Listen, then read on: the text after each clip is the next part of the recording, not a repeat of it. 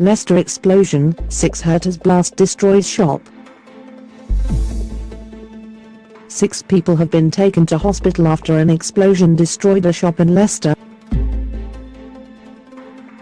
Police declared a major incident after reports of a blast in Hinckley Road just after 1900 hours GMT on Sunday. A police spokesman said, "At this stage there is no indication this is terrorist-related." 2 of the 6 in hospital are in critical condition and the others are walking wounded, said the University Hospitals of Leicester NHS Trust. Carlisle Street and part of Hinckley Road have been closed, and people are being asked to avoid the area. Electricity has been cut off for a number of properties. The fire is still burning, and firefighters continue to search through the debris alongside police and paramedics. Angel Namala lives opposite the shop, and told the BBC she heard this big thud, like an earthquake. She said, "The building had gone down, and people were trying to help where they could, by taking the bricks off. But the fire was getting bigger and bigger, so people were told to leave the scene." She said she and others helped a boy, believed to be aged about 15, who was hurt in the blast. "He was in there when it happened.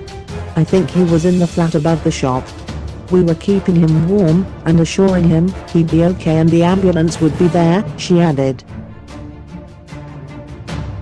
"Someone was with him already bringing him to the road, so I stopped and gave him my coat. And other neighbors gave him blankets to cover himself." 6 fire engines were sent to the scene, and a fire service spokeswoman said the property was a 2-floor building with a loft conversion that had suffered a pancake collapse. Leicestershire police said the cause of the explosion will be the subject of a joint investigation by the police and Leicestershire Fire and Rescue Service. All of the casualties have been taken to Leicester Royal Infirmary, and people have been asked not to attend or enter unless absolutely necessary. Witnesses said the shop was formerly a Lundis, but recently became a Polish supermarket. At the scene, BBC reporter Caroline Lowbridge. "Looking down Hinckley Road, past the cordon, there's a smoking gap where the shop once stood. It exploded with such force that glass and debris were scattered across all 4 lanes of the dual carriageway.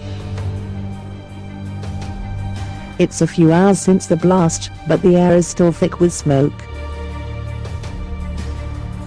Earlier, dozens of onlookers gathered, many with scarves over their mouths or jumpers pulled up to avoid breathing in fumes. Witnesses said the destroyed shop had flats above it, and at least one of those injured is thought to have been a resident. BBC journalist John Alexander said the emergency services had cordoned off about 60 houses in the area. "I live about 80 yards away from where it happened," he said.